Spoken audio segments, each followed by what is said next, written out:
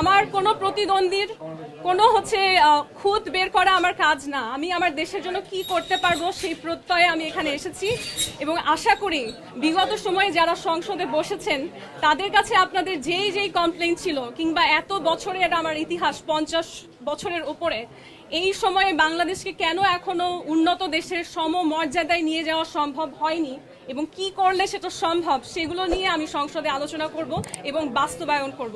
নির্বাচনে তো বাধা আসবেই, এটাই স্বাভাবিক। আপনারা যেরকম অলরেডি বলছেন প্রতিযোগিতা, বাধা আসবেই। যেই বাধা আসবে সেটা অতিক্রম করে আমাদেরকে আমাদের কাজ চালিয়ে যেতে হবে এবং জয় পরাজয় সেটা আসলে আমি আমার 100% এফোর্ট দিব, কিন্তু সেখানে আমার আল্লাহর সাহায্য ভাগ্যেরও বিষয় থাকে। আমরা যদি বেস্টও হই, আমরা কি সবসময় বেস্টকে দেখেছি জিততে?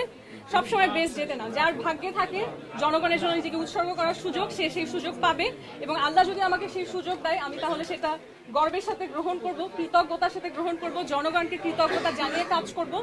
কিন্তু যদি সেই সুযোগ আমার নাও থাকে তাতেও আমার কাজের যে প্রতিশ্রুতি সেটার প্রতিফলন বাংলাদেশের মানুষ ইনশাআল্লাহ দেখবে।